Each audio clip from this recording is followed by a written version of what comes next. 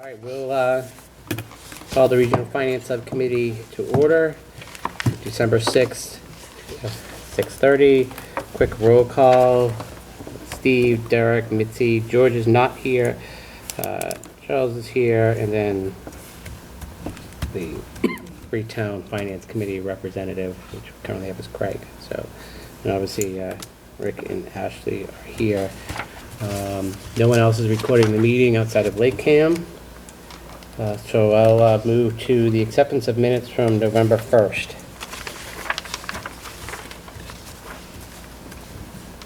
So moved.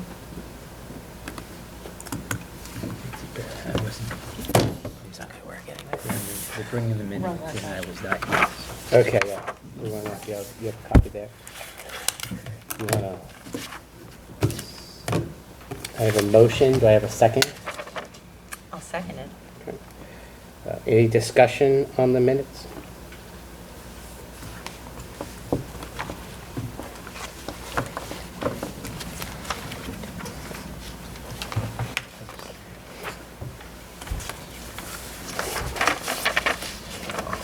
All right.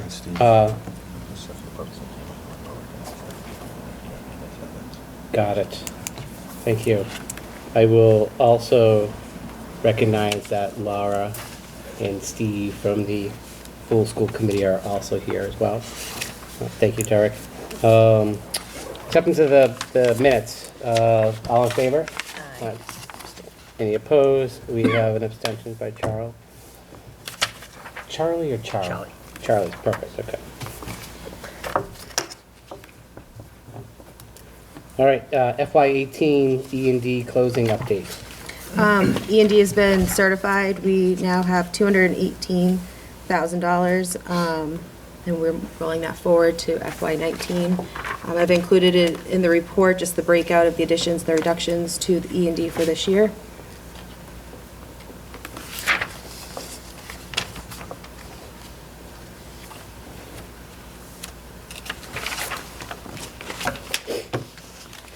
Any questions for Ms. Lopes on the E&D? What's that 300,000, the designated for expenditure, FY18 E&D closing? That was on the assessment sheet. That was, okay. That was utilized out of E&D last year? That was for the FY18, on the FY18 assessment sheet from E&D, yes. That we used 300,000 on that? So the last year was 300, and the year before was 515,000. Okay. So this is the first year we did not do anything out of E&D. Yeah, okay. So next year that will be.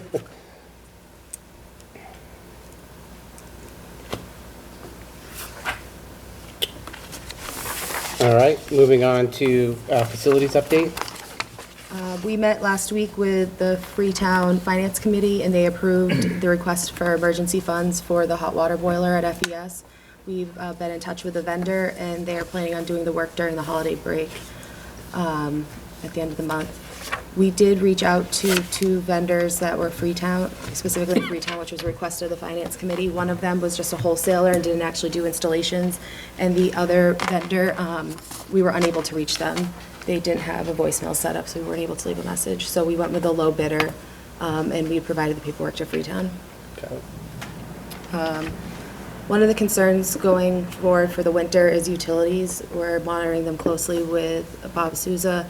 My concern is the fuel oil costs, and if there's going to be any increase come January 1st. Right now, we're planning on topping off all the tanks in December, just in case we do see an increase come January 1st. I'll keep you updated, though, if I see any spikes. Just for the committee to know, we're having a purchase of Chromebooks at AAS. This was done through a fundraising effort with the readathon and some supplement donations. Technology has approved the request, and they will be getting tubs, and these tubs have the actual Chromebooks, the warranty, license, mice, and the actual console itself for them to be housed in. I believe that Craig's going to be actually bringing one in for school committee next week, so you can see what it looks like. It'll be part of the presentation on Wednesday. What was the cost of the cot? $30,000 Typical. there and about.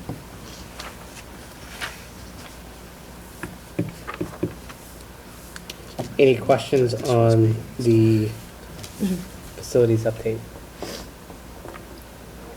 I know some of Laura and Steve, some of this you're already aware was presented at the school committee, but if there's any questions, definitely. So you guys are meeting with Energy Advisory. Are you guys doing that, or you did? With Jim Kenny? Yeah. I met with him during the summer. He had some questions for Bob as a follow-up in the last couple of weeks, but we haven't scheduled a formal meeting. Okay. He told us he was going to give us the report when it was finalized. Okay. And if we had any questions, we could discuss. Okay.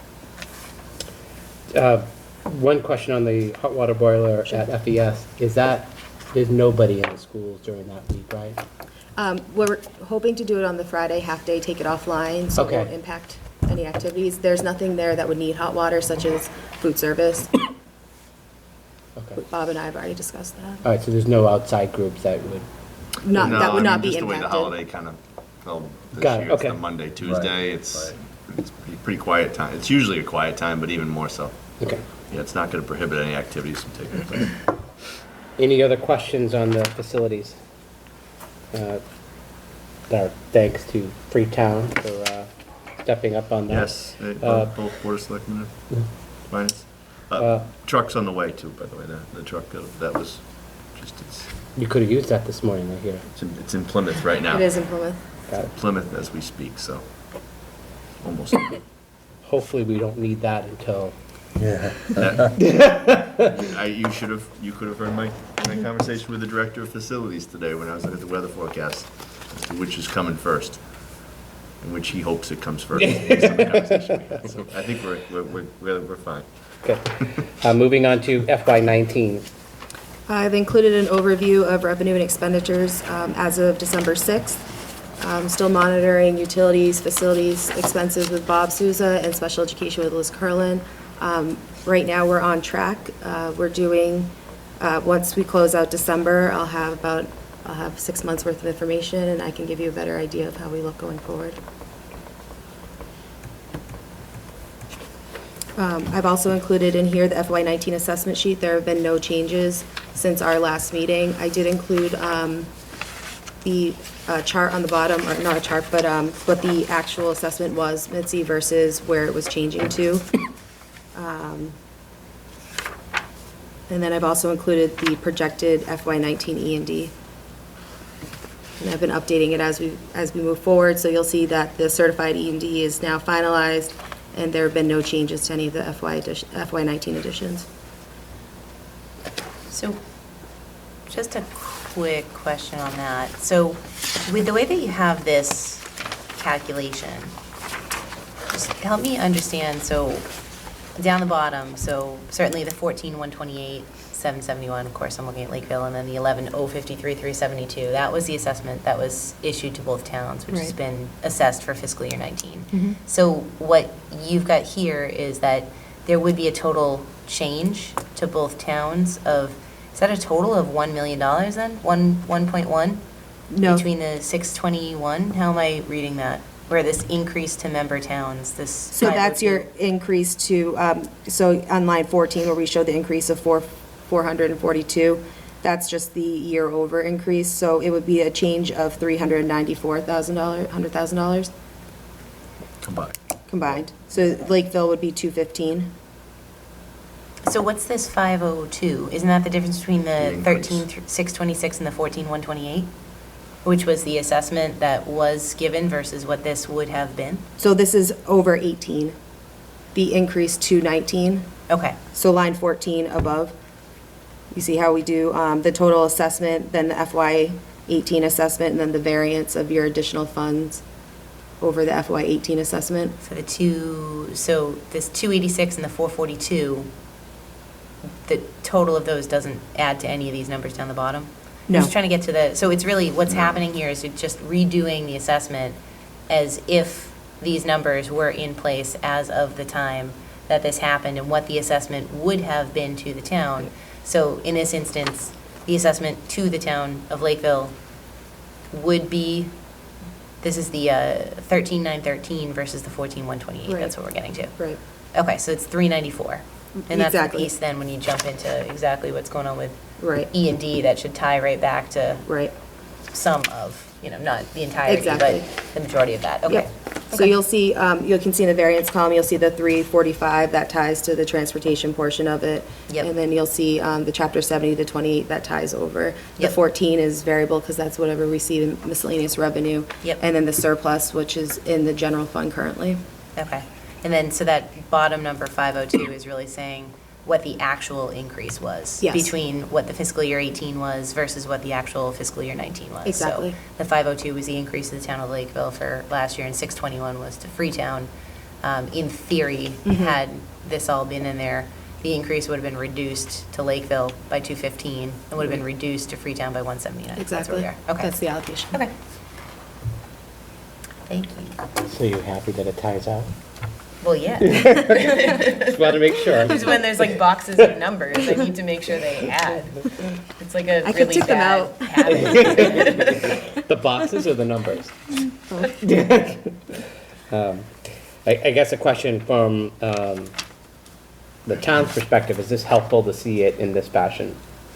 It is. I just want to make sure that there's no confusion to the people looking at this, and that's the one piece, because what this would say on this sheet is that you only increased the assessment to Lakeville of 286,455. You didn't, but you did from an operational perspective, is what you're saying, is if we knew what we knew, what pretty much happened is that excess, that 215, is what essentially Lakeville put into E&D.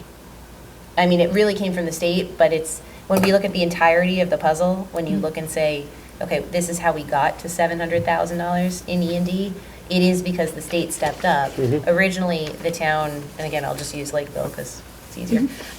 Originally, the town had an increase here of 502. So it's, when we look at this, it's not, I guess, looking at this and saying, okay, from an operational perspective, as we move into our budget season, that the difference really is 286 if all was held equal going into next year's. Right. If everything was the same, we'd be facing a 286 increase because we are acknowledging the fact that the state stepped in. Right. Okay. So the thought behind giving these variances were just to be very upfront with everything that was going on, and also in case things were reduced, such as school choice. We were hoping, and we were budgeting for 375, but we only received 350, so we can see now that we are in a deficit in that section. Yep. Yeah, no, I think it's really helpful as long as, everybody kind of looks at it from that perspective. Because again, as we go into the budget season, Right. if we put in an extra 502 last year, and we know, as we kind of look at it and we start the budget where we just look at it and say, all right, 2.5% across the board, just from our baseline where we start, that's, what does 2.5 get us to? Again, not saying that's where we end Right. up, but at least, because we have no idea Right. how the assessment ever Right. goes with every piece And until we we're get there. Hoping But- transportation stays the same. We're hoping the state still is generous with transportation next year. Right. As they were this year. Right, but I'm not saying that's because we're looking then to only increase it by this amount, but just to understand the pieces that go into each component as we move forward. And just to, before I get to Derek, just to answer the confusion question, and correct me if I'm wrong, this variance type document is pretty much shared in this group, right? It's not, we have what we voted on. It was just Right. more the fact of a transparency that we wanted to make sure across the board that we know that something changed from what was voted on. We just wanted to make sure that everybody is clear as far as that, both from a positive as well as a negative, as we're seeing with school choice. So, if there's any confusion, we should definitely make sure it's answered here, because this is where it's, quite frankly, is the only one that's really, we're reporting on that. Okay, which is good to know too. I mean, it's just to make sure that it's never put out there that Freetown only contributed 442 more, Oh, and Lakeville right. only contributed 286 more, so to frame it in that way. So I completely understand Right. it. I just think that, if this got into somebody's hands who didn't understand it, that's what it would say. So I think it's just making sure that we all know. This is a working document in our group, and if there's any changes that need to be made, such as Yep. the recommendation of this variance on the Yeah, bottom, it's perfect. we can make it Okay, and go forward. awesome. Derek? That, those numbers that you're talking about, that includes the 125 also that is being set aside for E&D, correct? It's in the general fund, or the total spending number at the top, it's included in there in Right, our but general fund. it's in that assessment number, correct? Yes. Yeah. Yeah, so I mean, if you really wanted to pull out bare operational increases, you'd pull out that proportionate share, that 125 too, yeah. Which is good, it's helpful. Any other questions on FY '19? Just because we're following sequential order of years, the district is in the process of next year's budget, so they're going through their work. One of the expectations from the full school committee is a little bit of directive as they start to put a box around that particular budget, but correct me if I'm wrong, it's more the fact that it's a work in progress right now with your administrative team on the FY '20 budget. Yeah, we're 2 months out to me presenting the superintendent's budget, which will be in early February, so a couple weeks later than we've done in the past. So, leadership team is put together. We actually have had not only a one run-through, but a second run-through. We rolled up our sleeves, and we're trying to see over the next 2 months. It would be helpful if regional FinCom or school committee or both boards provided, if you have some parameters or expectations in relation, so the gap is minimal leading into that, right? I mean, so we've got some time frame to do that, but it would be helpful in the coming weeks if the director of finance had some expectation from the towns or school committee. We're going to bring it up next Wednesday as well. If the expectation is just come in and what you want, that's fine, but I mean, I'm trying to be realistic in relation to Well, I think to everyone the needs initial to conversation. understand that this is a starting point, right? This is not, Yeah. we always have this sticker shock. It's like walking into a new car deal. We know that's not the end result in that case. So I think it's going to be important from a full school committee perspective, and something that I think Derek and I can help drive is more of what are some of the areas that we need focus on, what are some of the things that we need to do. And I think when you do present that in February, as what you have done in the past, is here are the major target areas in that case. And that, we'll continue to do that. Actually, it's going to be a little bit more transparent with tweaking or overhauling the budget process in relation to kind of what was presented. Yeah, and one thing before that, And we're just to doing- note, there is a difference in the schedule. We delayed it 3 to 4 weeks because last year we released it and all of a sudden we got some numbers 3 days after that. So I think Yep. it was just adding a little bit of time was beneficial to the overall process, For the assessments. knowing, just like we were just reviewing now, things are going to change until July, so. Yeah. But go ahead, Missy. So I guess my question is, do you know already then the approximate increase based on contractual obligations for salaries and wages? Is Yes. that 700,000-ish? What are we looking at? 2.5% to 3%. Is 700,000-ish? I don't have the amount with me, Okay, but gotcha. we've I done, wasn't yeah, sure sorry. if I was you were- like, I was I have like, the percent, we've talked is about this- it a few is this a times, test? but it's, No. it's 2% across the board for everyone, just in the COLA change, and then we have people moving within the salary schedules. Okay, So those are accounted for. okay. And we do have that number, it's just off the top. Yeah, I can provide it too. Okay, yeah, that'd be great, just because that's the biggest driver every single year. It's that, health insurance. I mean, we already know all the major players, and then there's the things that you want to do. And Health then there's the insurance. things that you reduce from the one-time initiatives that you had. I know textbooks were always, something in there, just with those things, so that we can get an idea of where you expect an increase to be. Because I think that looking at these assessment numbers from last year, I mean, I know we always go into the budget season really by saying, okay, we're taking what we had last year, we're adding 2.5, and that's our base, and that's where we start. And then what happens, of course, is we get the assessments and the required local contribution, and we get how many kids are going to Bristol Aggie, how many kids are going to Old Colony, and that's kind of how, and then where can we save on other departments. So that's really how we approach it. So I think from that perspective, it might be helpful to know that Lakeville just looks at what we had last year, and we add in the 2.5%. I think that, that is probably generous this year in terms of what, if you look at this from the actual. the actuals of where that was, and I think that's a good conversation to have then as to how we're looking to get to that 1.2, which again, at this point, I'd be happy to talk about more of the special education revolving stabilization Yes. fund. I'm already doing it the first time I say it. Well, we're going to But get to that's that right. piece, so. But those numbers are factored into the conversation, and we're looking at Yeah. some high numbers in health insurance initially. We're hopefully having a little we'll hopefully have more solid numbers soon. After the first of the year, the health Yeah, insurance. and just to set the table here, right? So one of the things that, at least from my perspective, and I'm one of 8, I want to hear from the district, from the services and what have you. I've always argued respectfully with the superintendent that this is a level service budget. Been a different point. So we want to hear from what programs need to be. I know we've implemented some new programs last year or changed different aspects of it, where that comes in, because it may save us money in the long run. As you guys are well aware, we did have negotiations last year. We're not expecting a lot of savings in year 1, but hopeful as we move further along that there is some potential savings with the restructuring that we did in the contracts across the board for that. So I think that's going to be part of the directive, is more of the fact of what are the services that we need to provide.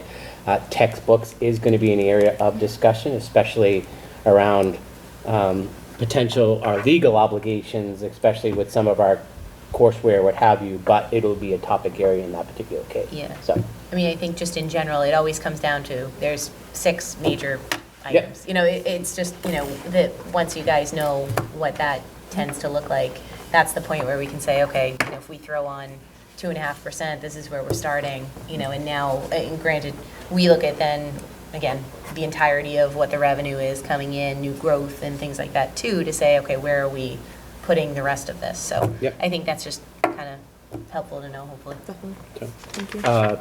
Derek, The numbers, if you share the numbers with this committee, I respectfully, if you could share them with the school course. committee Oh, as yeah. well. That way, I don't want the school 100%. committee getting the numbers, they should have the numbers first. Oh, yeah. Almost, so. yeah, so, okay. Moving on, I kept these 2 on the agenda, the OPEB trust and the special ed stabilization fund. For Charlie's perspective, wasn't here. You made a lot of great decisions last time you weren't here. These 2 were added to the discussion, more of future strategy perspective. Mitzi shared how Lakeville approaches it. At some point, we'd love to hear how Freetown approaches it and do that. And obviously, the district has a liability to that. And I know there's some information that we're still in the process of gathering to share with that. But I leave that on there as just to make sure that we do tackle that.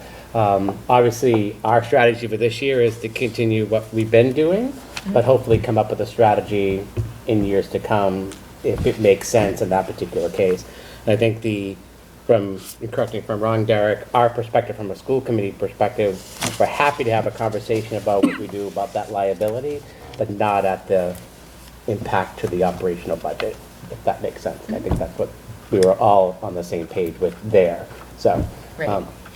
but there is an action item. We're still, as far as schedules and stuff like that, debt payments and all that, so that's an open Yep. action item that we will make sure that we get to it, but I just wanted to Yeah. leave that on there today. So that way we can get what your debt schedule looks like, exactly where it's going, and then what your pension funding schedule is, because that's what we're flipping. We've made the decision, at least as of right now, that once the pension's fully funded, that we'll flip it to OPEB Yeah. and we're funding. So unless somebody has any objection, I'm gonna move that to a parking lot discussion to allow us to do. Like we're going out there? Exactly, Sounds like- no, that sounds just to not as worse a than it priority should on be. this agenda. We still have some Sure. open items, but I don't think it's gonna be something we're gonna solve for the No. FY '20 Nope. budget. So I wanna just move it down from a priority perspective and make sure that there is no objection to that. But I do at some point would love to hear how Freetown addresses it, and then we can create a strategy, multi-year strategy for that. So, Special Ed Stabilization Fund. Let's all say it together. Education stabilization. So, just to catch everybody up on this, we do not have this initiated in this district. The school committee last year voted for it. The right word, rescinded that vote. We decided not to do anything with that at that point because there has to be a vote from the towns at that as well. So it is up for discussion as far as reestablishing that fund. Charlie, just to get you caught up, you know, one of the things that we wanted to have this and what we added this meeting was more of some fiscal policies around the district, right? And I know Derek, last year and worked with the FinCom of how do we build up our E&D back to where we had a low point of 80K. But what's a respectable amount from an operational perspective? And the last meeting, you know, the number that we had was a $1.2 million combination between E&D and a stabilization fund aspect of it. That's roughly 3% of the budget. It was an open conversation. Nobody was sweating that particular case and knew that this was something that we had to have a multi-year plan to get to that point. I'm hopeful that there's still no objection of trying to work toward that plan. So part of that would be a special ed stabilization fund that I believe, if I remember in the packet, we've listed some towns that do have it.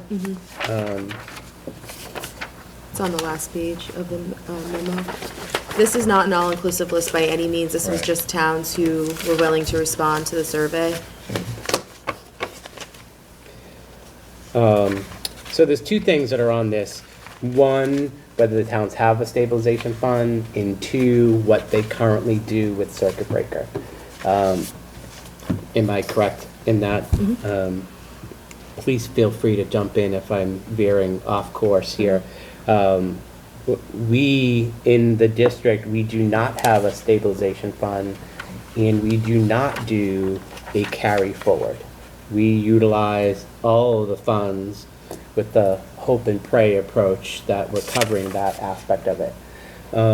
So up for discussion is one, whether the special ed stabilization fund is something that this committee would put a recommendation forward for the full school committee to vote for, and then two, the thoughts around funding that particular fund.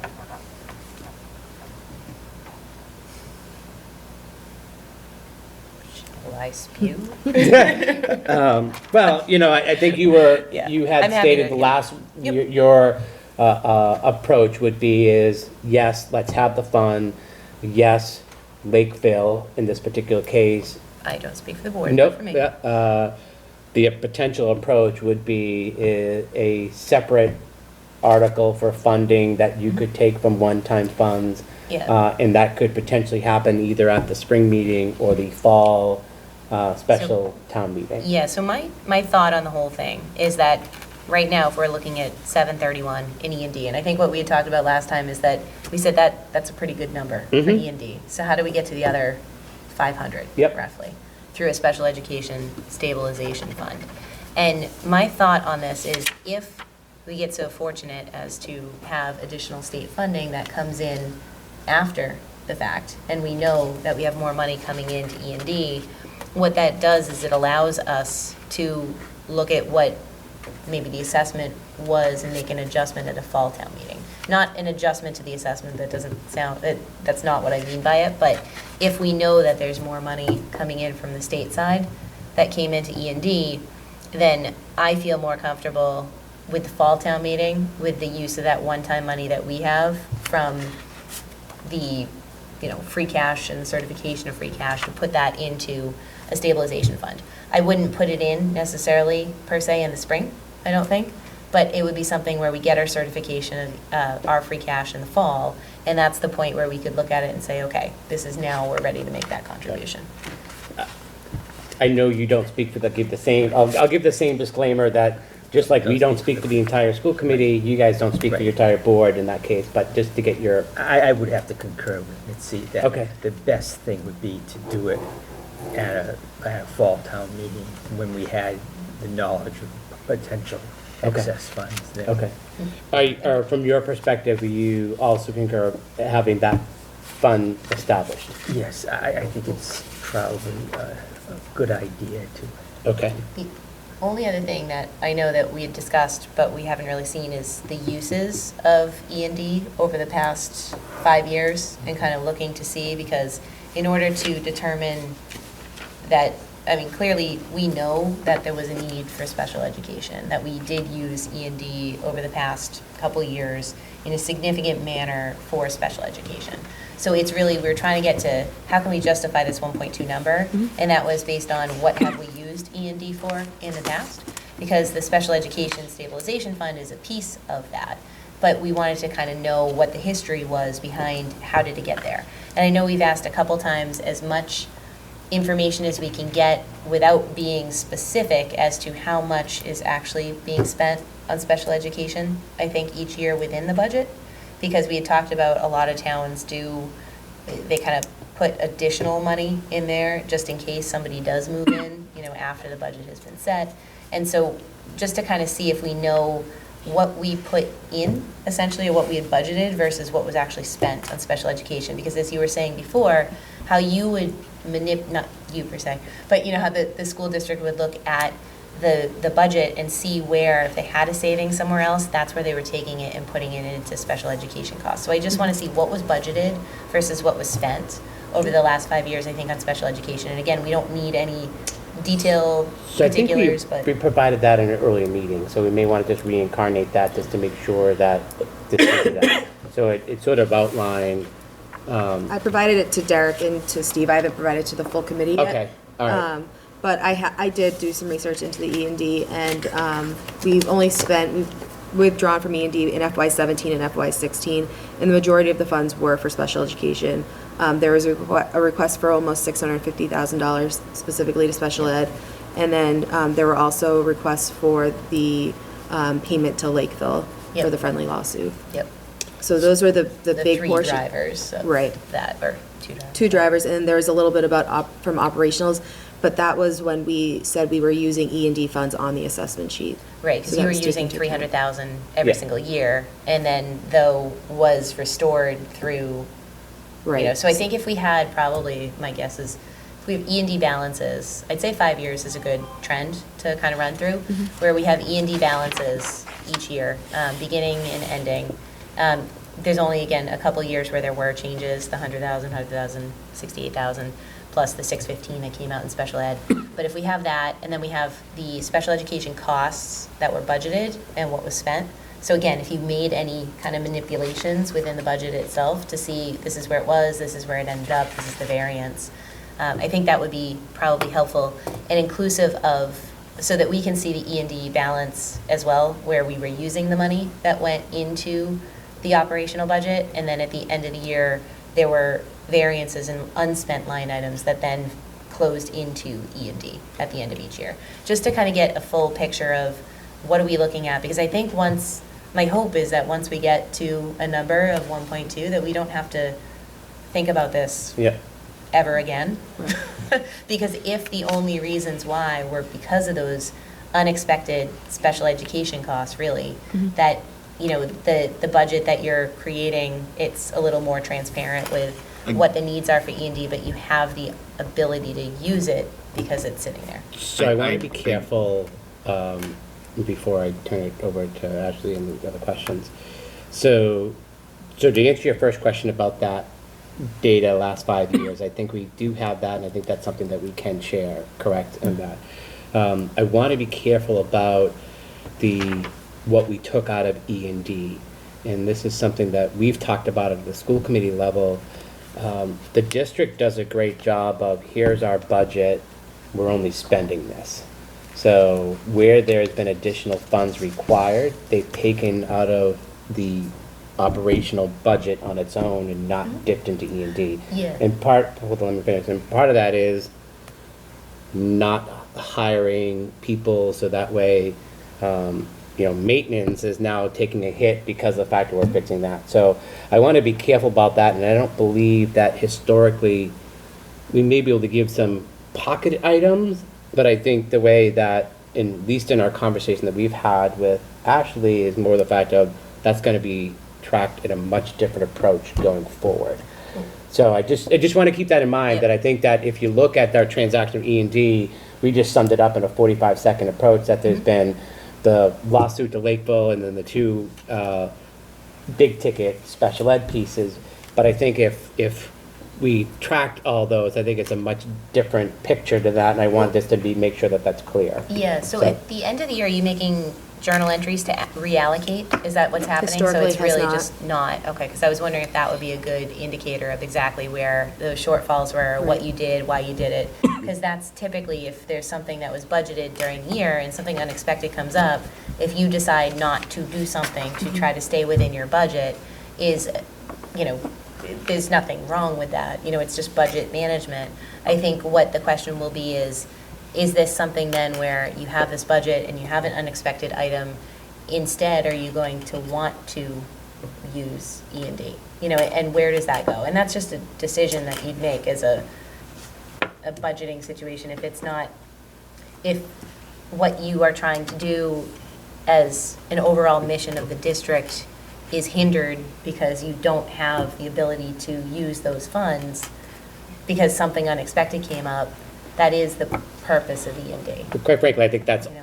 based upon even the short time that Ashley's been here, I think that has been a major shift in the approach. And it's not just at the macro level, we're doing at each department component. So Yeah. while our goal is that 1.2 that we talked about, I know it's not something we're gonna solve in year one, but I think the more information we get, and we'll sort of, keep that in mind. I'd be happy if the state came back Yeah. in next year and said, hey, here's another 500,000. We will There definitely go. do that. So from an action item, we'll definitely share that. Was there anything else that you wanted to add? Did you? No, I was only going to add, and it's common sense, but I think we need to make sure. So the idea of the 1.2 concept makes sense if your operational budget is properly funded. Yep. And I would challenge that that has to be included in this historical conversation. I think the process by which we filled the gaps was not unexpected. We were using savings, and if you go back historically, and Ashley will provide it, you'll see that the district for multiple years was using circuit breaker carryover money and building up E&D. And I'd love to have been there, quite frankly. That got it to the 1.2. We then began depleting it, and we talked about how it wasn't sustainable. So I just want to be sure that the conversation, because at the end of the day, if we get additional state money and we have, whether it be a special education stabilization fund and E&D, both of which I support in relation to sustainability and it's not going to be practical if our operational budget can't function and we're not providing the level of services. So that would be, I know I'm telling, Which goes back to the saying discussion that, but of when you're building a budget, at least from our perspective, Yeah. the school committee, we don't speak for all eight, is what is that level of services budget? It was the flaw in putting E&D into the Yep. budget, right? It was not being spent on one time, unanticipated. We were rolling it into our operational budget to fill that gap because the alternative was to cut services or programs or compromise education, and we chose not to at that point. We talked about how it wasn't sustainable. That's kind of like the short version of the history. I just want to be sure, though, that the key is going to be, I know the goal is that 1.2, but at the end of the day, it can't be, if the operational budget isn't there. Right, and it's the same Yeah. thing with each town. Yeah. I mean, it's the exact, we face the same thing, and the same situation is, again, we look at the operating budget as well. So Yeah. whether or not we're able to fund, this component, that component, how we're funding it all is all, I think though, fortunately, we're hopefully all in a better spot right now with the way that the economy's been going. So we'll see where it goes. Derek? Yeah, that's been one of my biggest objections with the stabilization fund, exactly what you're talking about, Rick, is tying our hands to something when, we've had a volatile operating budget. And to Steve's point, that's how we've managed the budget has been a little, how do I want to put this? It's not true to form. It's not really how you ideally would run a budget. It's Peter to pay Paul theory. So theoretically, what we've taken out of E&D, had we fully funded and paid the budget, we would have had greater E&D needs or greater revenue needs. So I think that's always been the issue that I've had with a stabilization fund. The other thing is, we can't sit here and think that 1.2 million is the number and it holds in perpetuity forever. I mean, the budget's gonna grow and that number's gonna be a moving needle. At 1.2 million to combine, is it gonna suffice 5 years from now? So, It may. I mean, we can't say one way or yeah, another. I mean, you know. Well, I- and just because we could go around with that, I think that our goal is we were shooting for 3%, which is at 1.198, or we said the 1.2. Obviously, there's a lot of missing variables that we're trying to ascertain, so I think both of you guys are correct to say that it may and it may not, but I think we just need to keep that in perspective as we get more information. So, because it may move the needle to a much higher number depending upon where the budget goes, and it may be based upon historical from, Ashley's at least 12-year tenure in the district, we'll figure that out. But yeah. well, see, but I have to disagree, because we're talking about making a policy. That policy is gonna have some parameter around what E&D should be.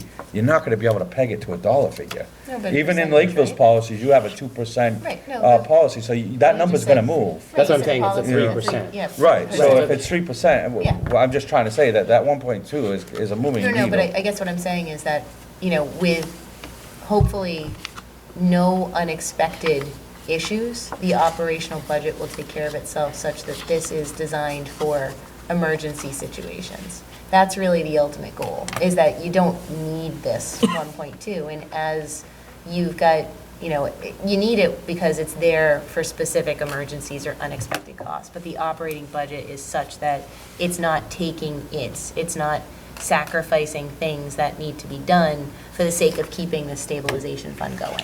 I understand that's a perfect world, but you run a town with a much smaller budget, there's always unanticipated costs, or unforeseen costs. You're not gonna have a perfect budget, so I just think we're gonna have to be prepared that that's gonna be a moving. And I think we need to number. have a number and a percent, right? Let's just all face it, Right, we're starting from nothing, right? So I think that's a perspective. But I also think we're also having a discussion on the approach of tackling some of these costs, such as special education, that is volatile year over year. The other thing we're talking about is more of a capital budget, not in placing it in. So that number is someplace that we can at least start somewhere, and knowing that there are going to be variables that may change, right, for it. It is funny, I mean, like, we just talk around and around and around until finally we get numbers and you go, ah! And you look at them and you're like, how are we gonna make this work? And so, I mean, we get there in some way, shape, or form. I think it's just important to know that there's a desire to have some stabilization in there. From my perspective, stabilization funding is much easier to do than operational funding. Stabilization fund can be used in the operational budget, right? It needs to be authorized by both towns, but in the event that something does happen, that it can be used that way. And so, as we look to, again, not really talking about it now, but to the OPEB liability piece when the trust is set up as well, that can be used for retiree benefits in the current year as well. So when you look at trying to fund some of those things too, it's more just a different way to save as opposed to a way of spending. So another thing to kind of keep. But I'm going to, we're not if talking. Laura's not biting her lip right now, I'm going to put on her head here. But the tricky point about that stabilization fund, once we go into that, it's the following year it goes into the operational piece. So what happens with that? So if we dip into the special ed stabilization fund, those services have to continue, yeah. that would the I mean, following year it's- goes into the operational piece, Yeah, right? So, the same thing with an increase on the assessment in general, and something that goes in, you add something Yep. to the budget, it's there next year and then some, So, so just sticking to and closing the loop on the stabilization fund here.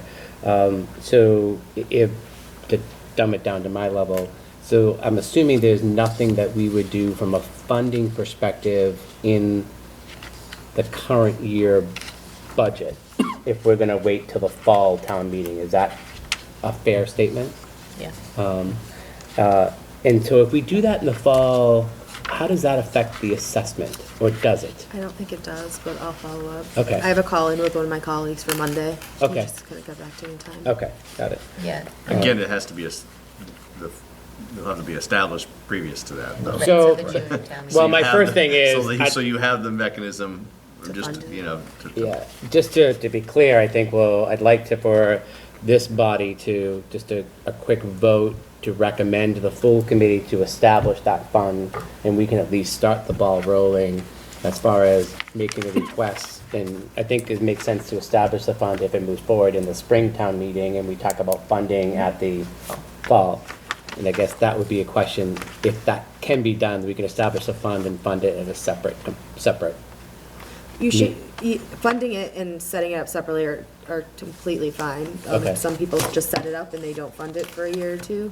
But let me follow up to make sure it's not gonna impact the assessment sheet. Got it. Derek?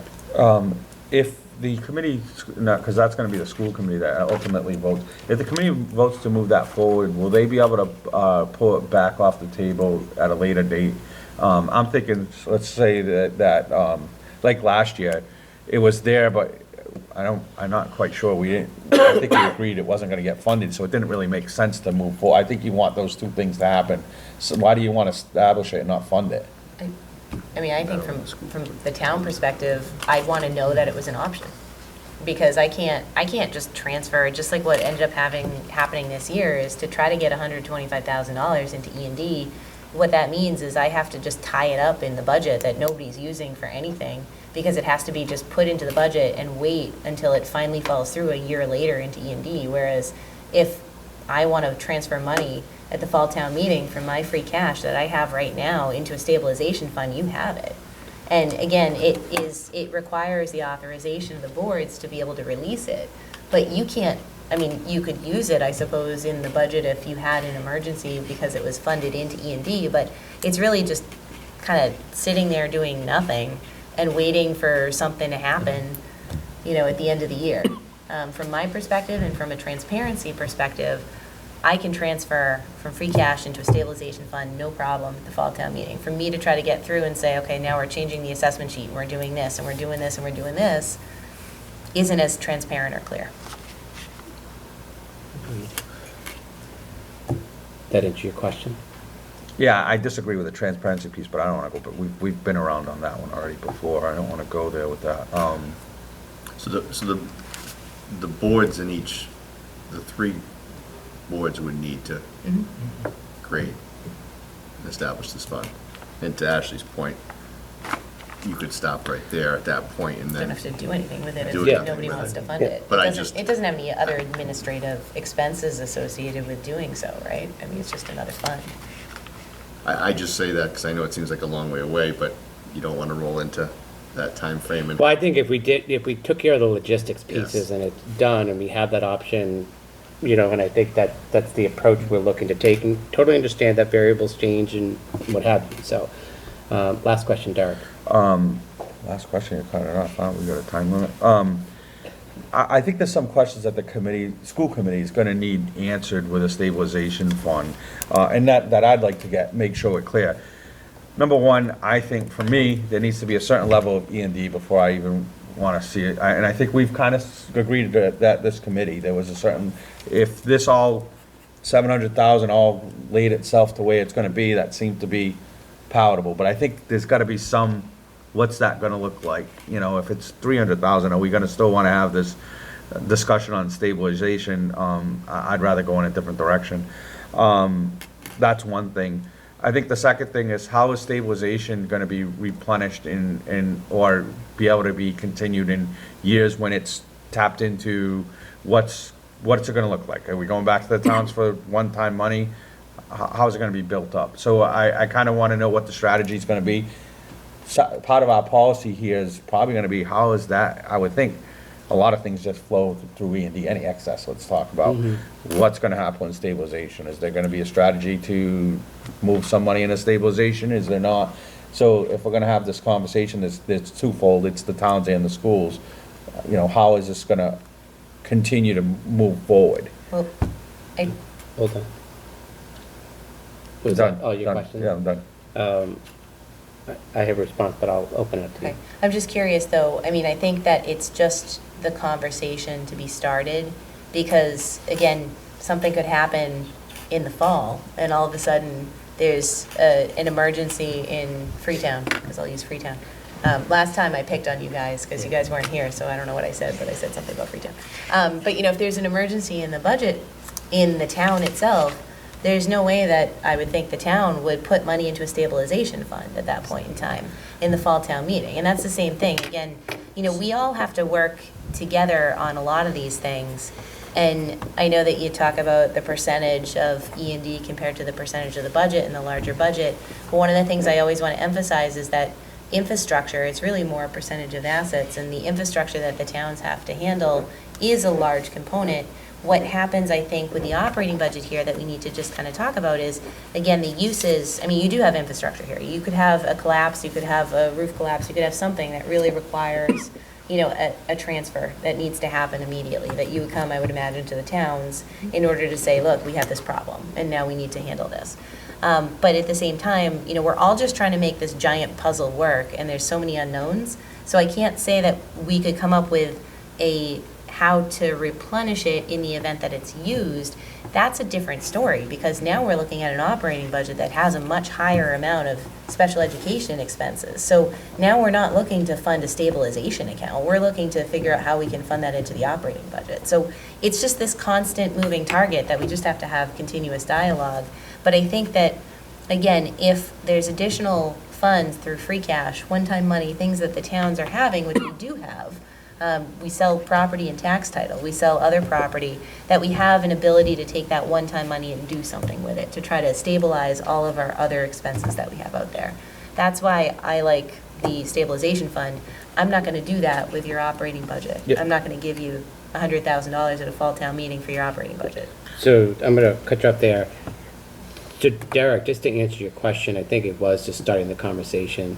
I think inherently we're talking about a 1.2 combined number, that if we're talking 700 in E&D, we're shooting for a goal of 500 in the special ed stabilization fund.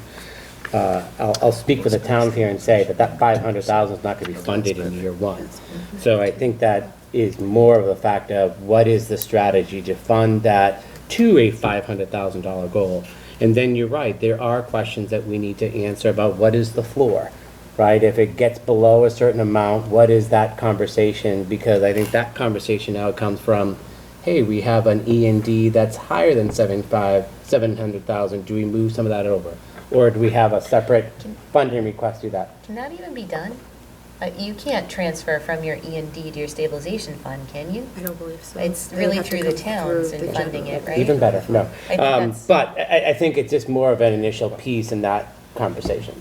And of course, you have a higher E&D, you could play on the E&D instead of the stabilization. Well, I think that's where, and if there are discussions or the district comes back and says, hey, I have this, I'll just pull a number, this $250,000 increase, where do we pull that from? Is it from the special ed stabilization fund? Is it from E&D? But all realizing my earlier point that solves this year's problem. How do we solve the following year piece? I have a question on the use. Let's talk about the example you gave that Laura said before. That year that we're hit with $600,000 in additional special education costs. I want to play this out a little bit. The following year, that money goes into the operating budget. We have a stabilization fund. Can that stabilization fund be used now in that operating budget for any of those special ed costs that became normal operating? I would say that you would fund it through your operational budget, though. You would say that these are my actual expenses going forward, and it would be in the operational budget, not using the stabilization fund. So we Right, would- but that's $600,000. I mean, that's a big jump in the town's assessment after that. I mean, you'd So- have to look at it and say. So, well, I want to know if it's even doable. I want to know if you can fund that into your operation after that point, or it's going to be unanticipated costs. Right, meaning like, are you gonna end up with, like, we get the assessment, it's June, and we say, okay, look, we can only afford X, so now what we're gonna have at the special town meeting before the annual town meeting is a funding into the special education stabilization fund, and then on the assessment sheet, that's gonna be an outtake to cover that. Well, and I'm I- also wondering whether we're sitting on $500,000 and that can even be moved into now that operating budget, because now we know those costs. Do you follow me? Yeah, Because but- now they're in the Not in year following two, year. though. In year two, that's what I mean. Yeah, So what happens, we got money sitting there that we could use for special education, is it now still tied there because that money's now moved into the operational budget? Do you follow me?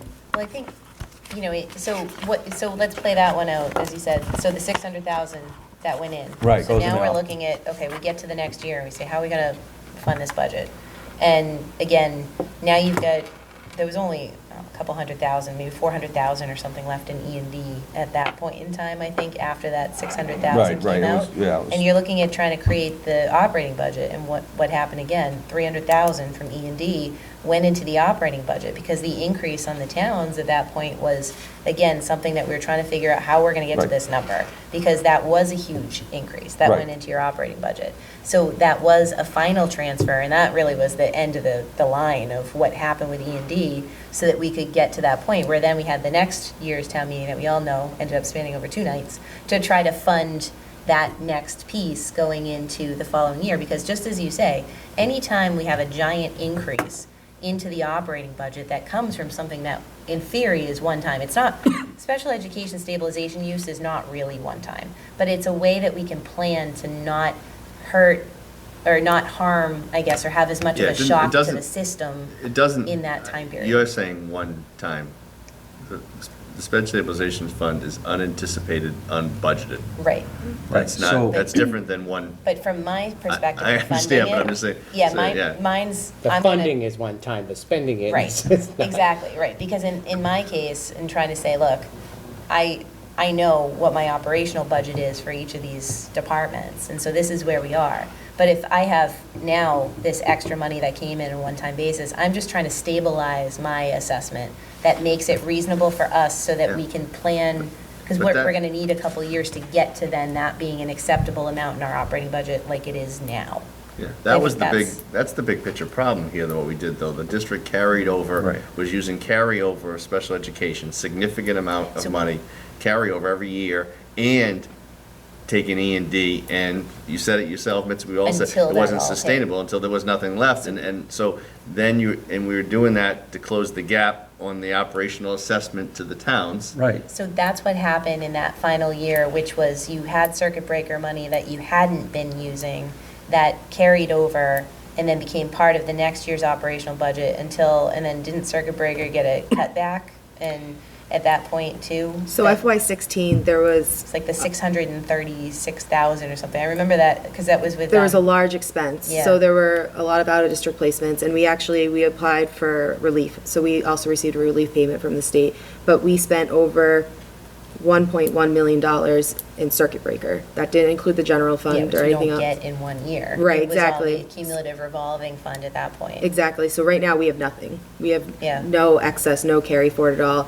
And from FY12, we were carrying, about $400,000 every Yeah. year as a supplement, and we don't have that anymore. I remember looking at that assessment sheet at the Freetown Council on Aging. and So, we- Mitzi, I'm still not following you here. I'm still trying to understand, and I don't think anyone's answered this. I'm trying to understand, once that money moves in operation, and Rick, you just said that, it's Yeah. unanticipated, unbudgeted costs. That now becomes a Becomes budgeted. budgeted cost. Sure. Yeah. Now we have 500,000 sitting over here, we can't even move into the budget. No. Because so- it's the unanticipated, it's for First of all, you unanticipated don't uses. even have that anymore because You've you've already already. spent it. You You already spent spent it. it. No, but I'm saying, say this year that No, happens. you're gonna have to roll it Yeah, into your assessment so somehow. you spend Yeah, it- you're gonna have to roll it into your assessment somehow. Right, so Yes. what happens then is, so if it's authorized for a spend, say it's, we'll use April. It's authorized for a spend in April and you're spending it April, May, June. So that 500,000 now is going directly into what your ongoing costs will be. So now you're looking at the assessment sheet for the next year. So now all of a sudden you have down here an additional, I'm just gonna do 250 on the assessment to each town. That's part of the operational cost. Right. Because you have rolled that in. So what the point is, if we had, say it wasn't using the full 500, but say there was 750 in there. So now you've got 250 sitting in the stabilization fund. So to ease the shock on the towns of how to absorb that into the operating budget, you have an ability to use some of that other stabilization fund, because again, sometimes you just need an extra year, you might need 2 years to get to the point where that's not as much of a hurdle. So again, when we take one-time money and put it up there, it's to help us ease the transition. Because I think at that point, you might say, look, if I have an emergency of $500,000, you might want to go to the towns and say, look, I want to use 200 from the stabilization, and I want 200 from each town, or I want 150 from each town, which is reasonable to be able to do. It's just taking the pain and spreading it out, because in time, typically, you're able to find a way to generate some additional revenue. But when it's an immediate need, then it's much harder to deal with a $1 million increase to our assessment in 1 year versus, you know what, we're going to take that and spread it out over, 3 years, and it's a $300,000 increase on top of what we were paying before. Sorry, just to simplify that, or dumb it down to my level, you're saying that if we had a 750 stabilization fund, we use 500 in the current year to offset that. Are you saying on the assessment year 2, we take the balance 250 out of the stabilization fund? You have to have that conversation to say, okay, towns. Well, no, how can before, we- yes or no? Is that what you're saying? No. Okay. I'm saying it's an option. So it's really looking at it and saying, okay, now we have this But next. here's my question, financial I don't believe it is an option. No. I would say it's for unexpected, so Yeah. it's now an expected cost. You know Right. that you're That's carrying my that point. $500,000. So I don't think you tuition. can use that balance 250 on the assessment Right. sheet.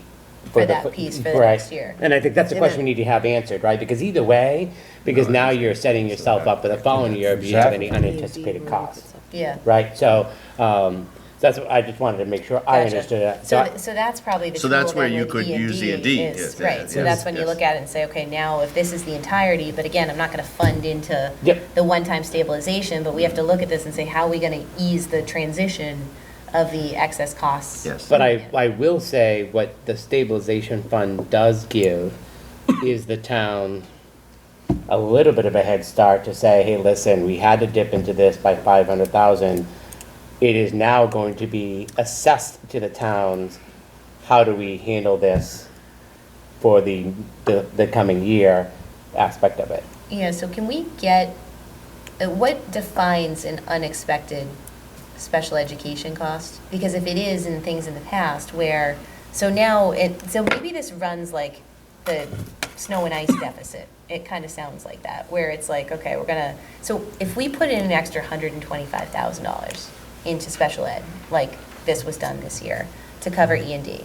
So if for example, there was, an extra $125,000 of unexpected cost, but you already have it in the budget, you have the option to choose, or no, because you already have enough in that line item to cover it.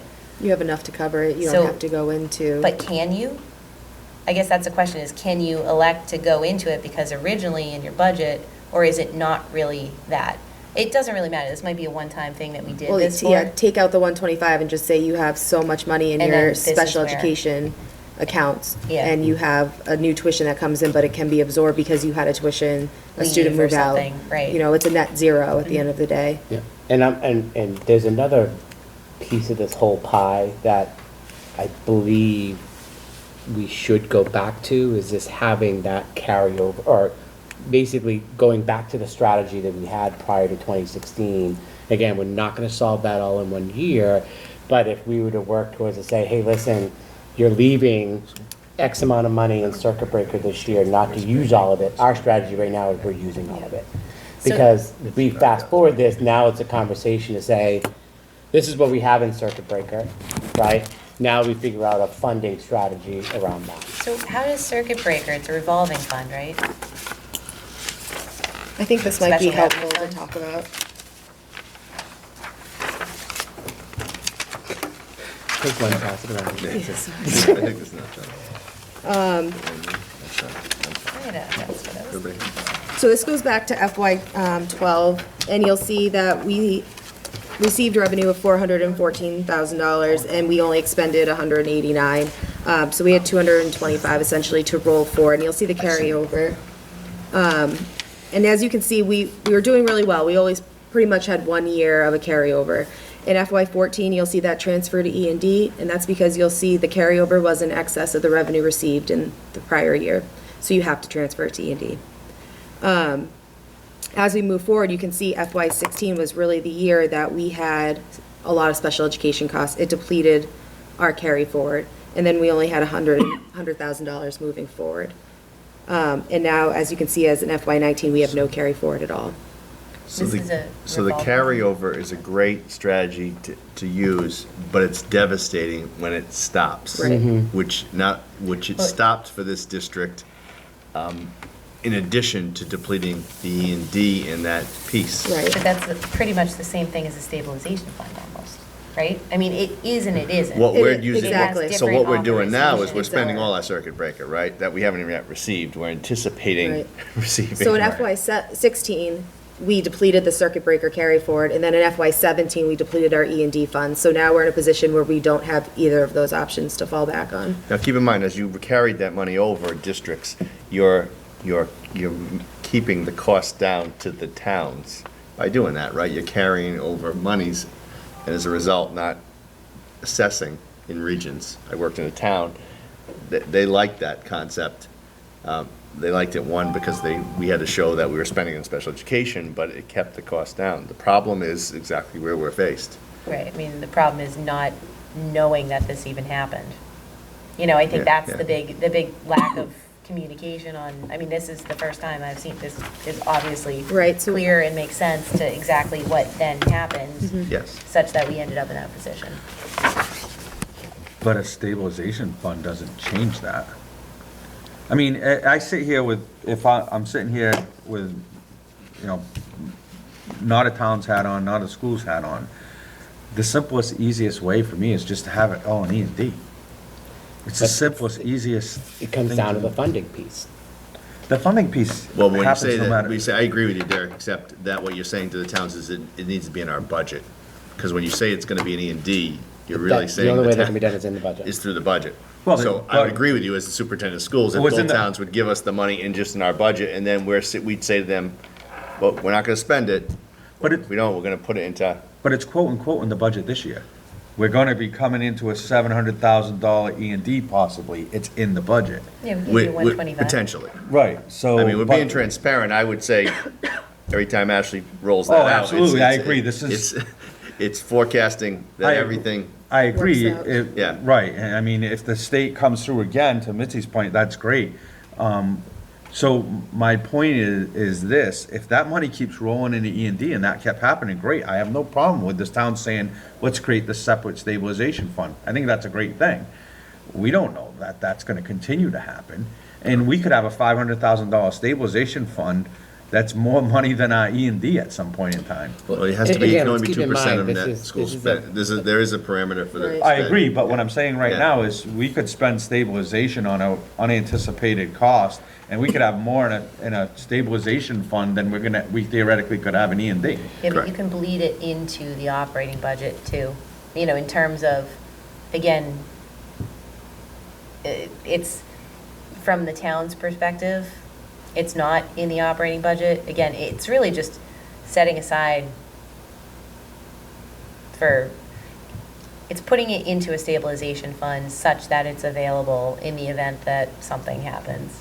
It will, in any way, shape, or form, it's gonna go back into the operating budget at some point and will impact the assessment. So long as you have unanticipated costs, Right. unanticipated unbudgeted costs, so long as you have that for special education. And Derek, I think we're all in agreement, and towns, yes or no. We're doing this because we're anticipating E&D to be at a certain level. I agree with you, if E&D is below that $200,000, we need to have a different strategy in this. But we're going in the fact that we're trying to shoot for a goal of that 1.2, and we're not gonna get there year one. We're gonna come back next year and we're gonna have a different strategy for E&D, right? And I'm not saying that the towns, and correct me if I'm wrong, the towns are saying, all 500,000 is gonna go right into special ed. I think it's gonna be a small incremental So- funding. So I'm gonna pick I think on we're just Joe. going around in I- circles here with a lot of unknowns that we don't know. I just want to make sure from a comfort level, people understand that the $731,000 that's anticipated in D, I would not say as superintendent, I'm real comfortable with that number for the obvious facts. Much of it is state-driven. Another is anticipating $125,000 is not going to be spent out of our current budget, which we agreed upon.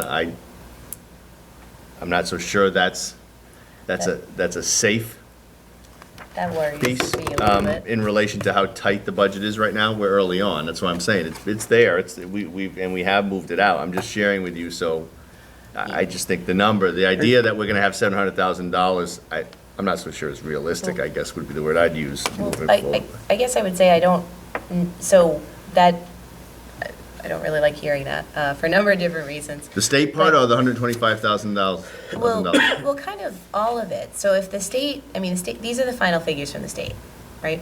If they don't change. If they don't change, again, with a Yeah. midterm cut potentially. Yes. Which has only happened once, that we're aware of. Yep. And granted, given the state Yep. budget surplus and the supplementary budget that was put forward, I'd say I feel pretty comfortable that the state numbers aren't going to go anywhere. Okay. The 125, I guess I'd want to know if there's something where we had specifically, both towns said that we're giving 125 For the purpose of for that. the purpose of this falling into E&D. So if there is something that you feel is not, that you're spending more in areas that are not, that were not budgeted, I think we need to know that sooner rather than later, because the anticipation of funding this was really under the guise of, we're adding in an extra 125 that is not part of your operational budget. And if this does become part of the operational budget, it's, just from a transparency perspective, that's somewhat concerning. Agreed, and I've been monitoring it. Yep. I don't think Rick was trying to tell you that it's completely gone as of today, but as special education continues throughout the year, and we don't know what's gonna happen with utilities. I mean, the price of fuel oil might go through the roof, and we might need to dip into the 125. If that happens, I will bring it forward to school committee, into this committee. I'm not going to keep it under the rug by any means. It's one, I guess the volatility of it is one tuition, right? Right. Potentially. It's a high tuition, but it's not unrealistic that could happen between now and then. That's all, that's my point. Not that we've already moved that money, it's early. I just wanted one point, and this is, I understand what you're saying, Steve, but my point all along has been this. We're creating a stabilization fund for the one-time use on an anticipated budget.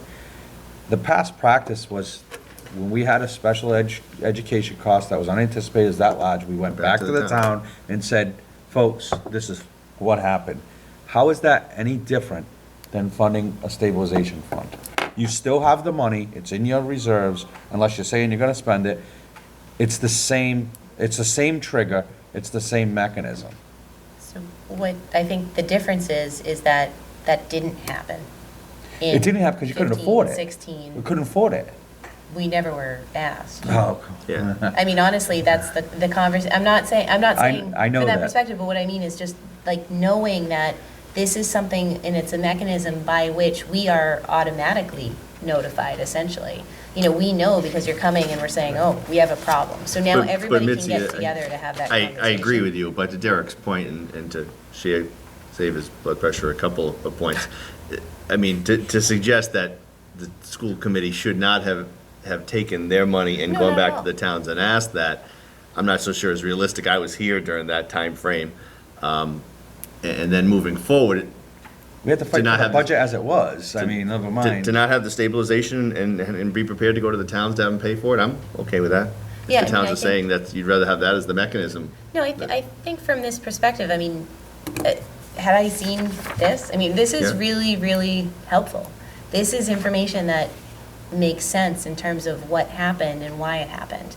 And this is the first time that I've seen this information. I think this is absolutely great, because in order to make financial decisions, if we don't have that information, then we can't scramble to find that information. But having this is absolutely key to know what happened, because all I can remember it as seeming like a shock as opposed to anything else. And maybe we didn't have the proper communication back then. Maybe, this committee wasn't really doing what we were hoping to do, is to Well, share that I think some of information. the, and going back, I know we're not rehashing it, we've all lived it, but I mean, part of the process was, I think there was an unrealistic budget created, and as Could a have been, result, yeah. reductions and cuts were made, right? We didn't get into the paraprofessionals, that reductions were made that ultimately could not be sustained, and that then became unbudgeted. One could challenge the fact that they probably should have been budgeted, right? And then then you get the perfect storm of the circuit breaker piece on top of that and the E&D, so. Yeah, I mean, But the history you've been asking about, you're absolutely right, is right here. It kind of explains. Just to bring this all back in here, I think we can all go around the table and talk about, this is all great numbers in the future, we don't know them for sure, and what have you, or different variables that we don't know, you know. I want to bring this to a recommendation from this committee in establishing the fund. We can talk about funding or the level of funding as far as that as we move forward. But I'll entertain a motion to recommend to the full committee to establish the special ed stabilization fund. so moved. Do I have a second? Any discussion? Again, this is just a recommendation of full to establish the fund. We're not talking funding, as there's no impact to this assessment of budget period in that case there. All in favor? Aye. Opposed? Opposed.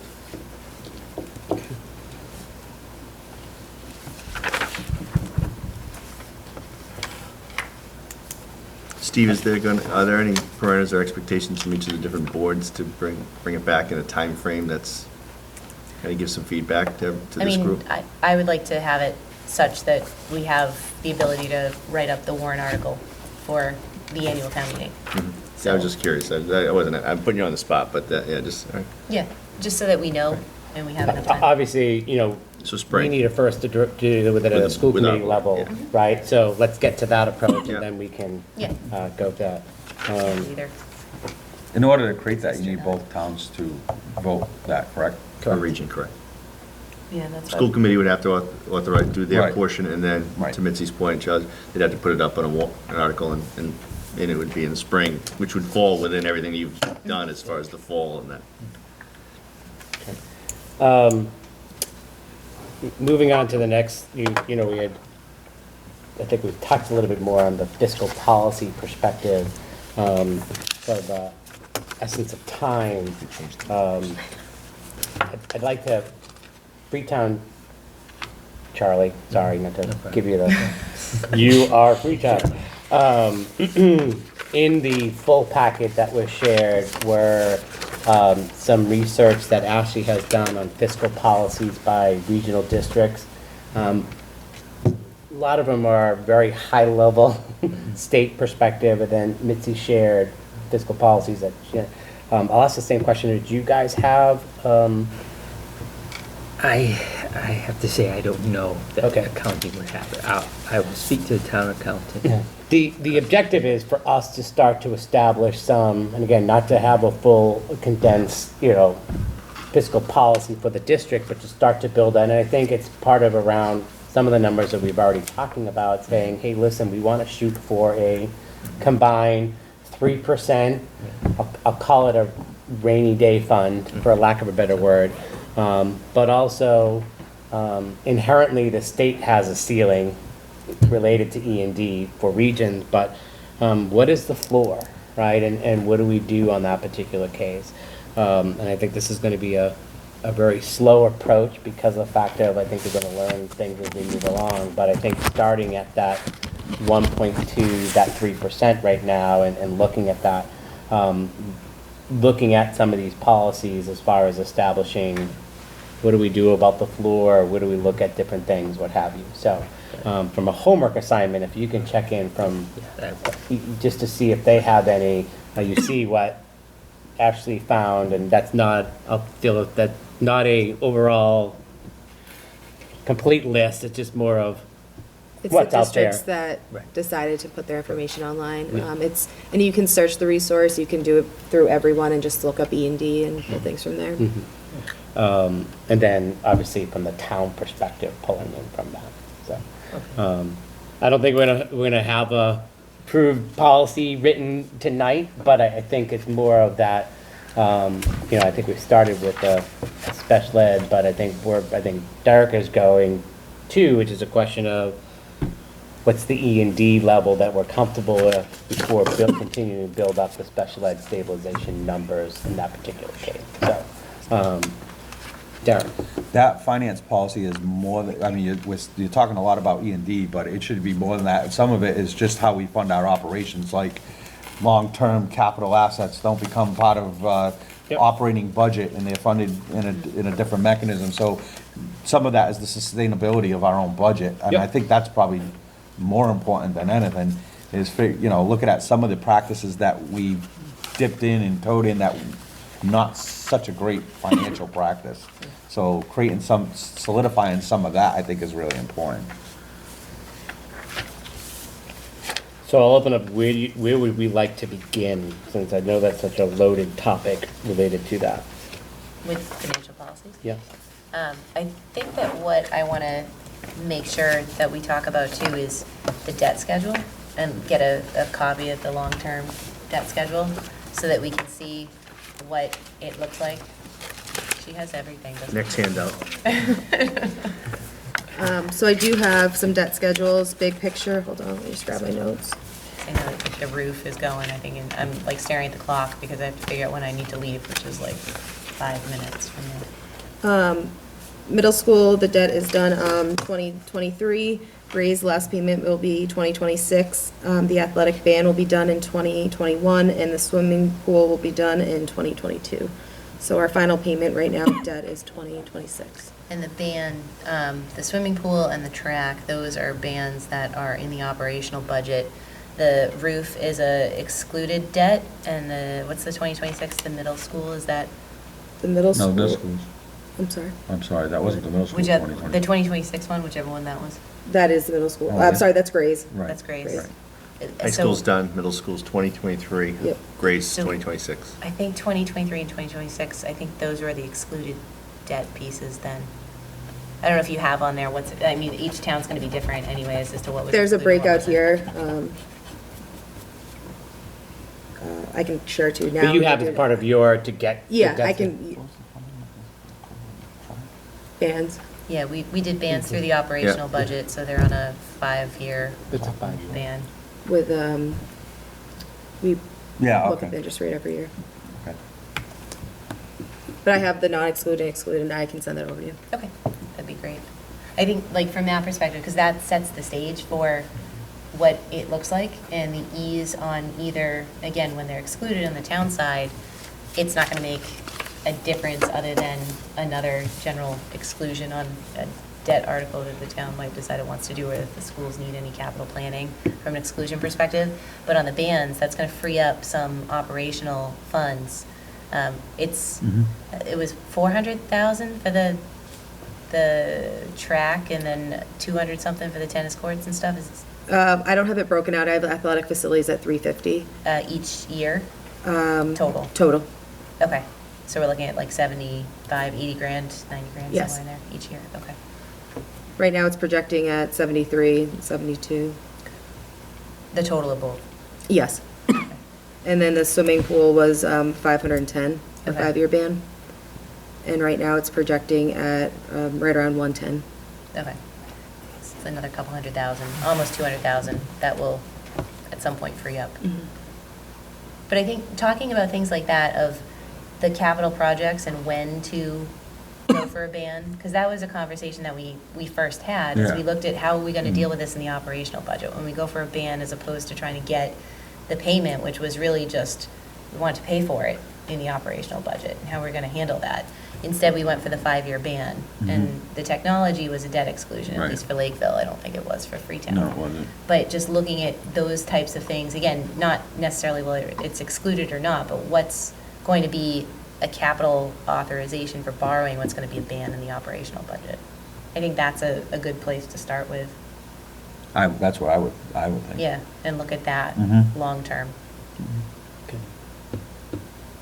So any objection of adding that particular item as an agenda item for our next meeting? Once we get the debt schedules and, No, I think if you want, do you have anything on OPEB? Again, we don't have to go down the OPEB route, but again, it's a long-term liability and your pension funding, and where those things are, because that, so that is a homework assignment, right? Not something going to be solved this year, but it would be a miracle if we solved so, OPEB this year. again, we could, Shocked. we could revert back to the video recording, we said, Well, 45 Sal, minutes This ago. year we're if taking Sal care has of answered what the everything. dollar amount is, we can take, Yeah, I can all tell you wanted that was what the dollar liability amount is. and- Yeah. and Do you if re- I have a don't know if funding you really schedule, want- anything I was like just that. gonna I don't say, know. No, I- I'm just more of what's on her I'm not plate sure you right wanna end now. on Oh, yeah. that. Right, It's, so- what, it doesn't, yeah, it's no. What I've learned, if we've asked Oh, the you meant this question, year in like 2018. yeah, so if you ask the question, they do the work to do that, but I think there's some other priorities that we should be Yeah. focusing on before that. I think for our next meeting, let's have the debt schedule so we can formulate something around the capital planning aspect. We did talk about it a little bit the last time where having the capital requests, if we're at the fall meeting, we Yep. guys have the, Right. if we have that, and I know we're sort of revamping some of our departmental capital requests that way, so. So I'll add that for an agenda item for our next meeting. Sure. Yeah, because it's really capital and how to fund it, long-term debt. Most of it's contractual, so, I mean, that's a good point to start. Okay. The rest Yeah. of it's all contractual and Right. fixed for the most part. Not to put you on the spot, Charlie, but would you be able to ask those fiscal policy questions in time for our next meeting, which is right now, January 17th? Sure. Okay. All right, so our next meeting is January 17th, 6:30 here. I'm going to ask Ally if you can, while you're at Town Hall, ask around about the Freetown Financial or FinCom rep, and hopefully we can get that representative here. Any other questions or concerns before entertain a motion to adjourn? Knowing that to Derek's point, so the document that was shared, that information that we shared tonight that has yet to be shared, will be shared with the whole committee before when we're here on Wednesday night. Most of the This will documents be they've in our received, but next that the circuit breaker Can I- piece was the new. Can I ask Not new. one question? And I know Mitzi's got to leave, but I think this, so the committee, I wasn't at the last school committee meeting. The committee's provided no direction at this point from a budgeting perspective. Correct. Is that, what is your deadline for that? I mean, yesterday probably, right? Well, But- we've already created a budget, an initial budget, and we've had multiple working sessions individually and collectively. But I would say in the last session that we just had on Tuesday, which was, how would you say, animated, interesting, it was my new director's first. Again, you get all the stakeholders, right? You get all the passionate people in the room, directors, principals, and you kind of, I would say and I tried to share it earlier, it would be helpful if the committee did have some parameters for the budget presentation, that we know what that is so we can work.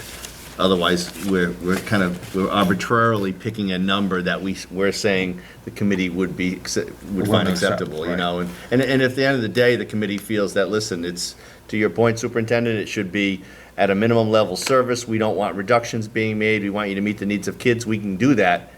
But we're also trying to be fiscally responsible and also understand the community. So I'm trying to balance that. I think, does that capture it? I mean, she's doing the numbers. She sits there and we're playing those through and we're looking at educational, but it would be helpful. And if the committee's answer is, we're not in a position or prepared to put a number until we see what programs and what staffing needs you have and those types of things, then it's gonna be a higher number than what the towns would typically anticipate seeing. Well, and I think though, because the state has Which may be okay. changed those numbers, from last year. Yep. That changes essentially the piece that, if we have more state money coming in. Yeah. We've always been in this position where we look at it and we say, okay, great, both towns are putting in, X amount percentage more, and the state's putting in like $1. So, when we look at the third, essentially, we've got, two parties that are coming to the table with the majority of the funds. Last year, because of that final supplemental budget and the final budget, it ended up being that the state actually kind of stepped to the table, which was nice. So it's something where, again, I think if you kind of almost look at that from the Which in range Lakeville's end perspective. actually fell below what has been historically the number, the 2.5%. Only if you make this adjusted thing, Yes. as if that Yes. was the case. Yep. So I think that's something to consider, is that when you look at that range of what's coming in, if you use the 2.5 to start in both towns, there actually is a contribution, hopefully, that would come from the state. I know you can't count on it, but it's, if you're looking at what the But total that's increase is 2.5, gonna look assessment, not budget. like. It's on the assessment. I have a wish Now, list, if the but state, if the state came in with a 2.5% increase, then it's on the budget.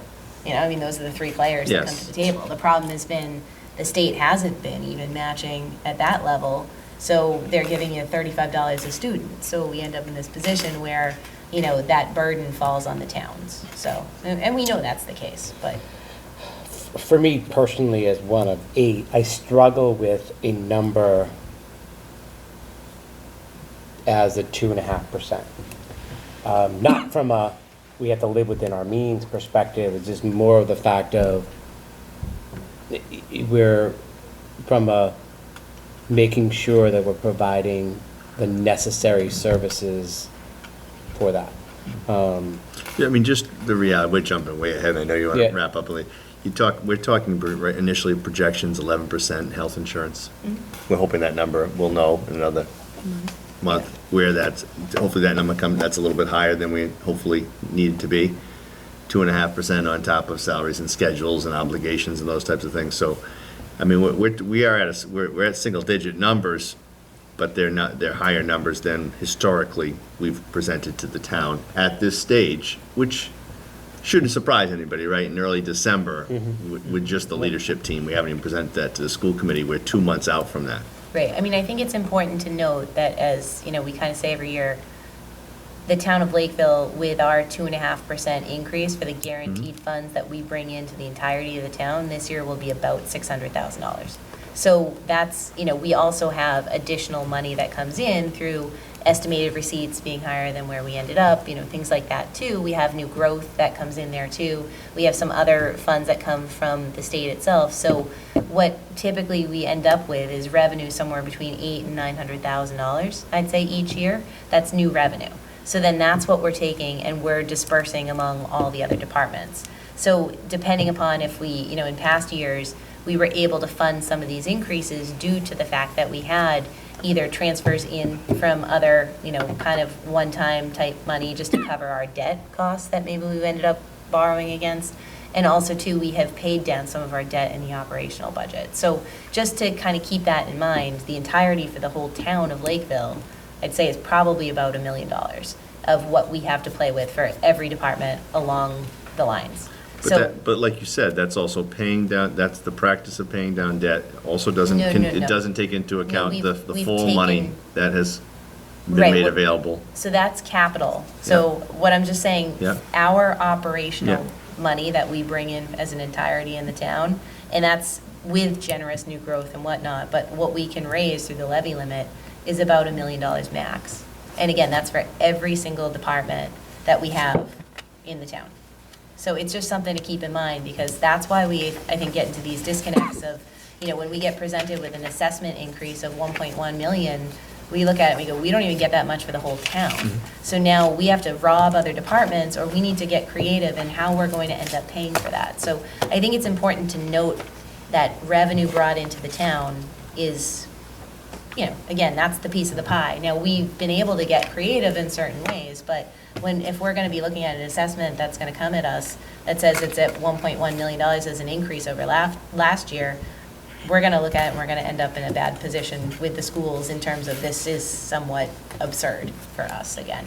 Now, if there's something that we can do to try to make that work is a different story, but we know we have $125,000 that between the two towns is put into the operating budget, where that's, we anticipate that coming off that budget increase for this year, I would imagine. Overall in the assessment, at least that's my perspective. I would think that Freetown would have the same. So again, I think we all just need to kind of work together, but be honest about what we have coming in and how we can make this work. And that's why I think, as we look at what is falling off the debt schedule, what is looking here, how can we make all these departments work? And again, it could be that, Freetown is bringing in a lot of commercial revenue, and all of a sudden Freetown's assessment is, 1.6 million, and Lakeville's is 100, and we're happy, and, we're. Well, we're I joint town think meeting. No. It's- there needs to be a reconciliation. We understand that what the towns bring in for revenue, what you can do. But I also think it's important that you understand from the administration perspective, what is truly a level service budget, right? So, Yeah.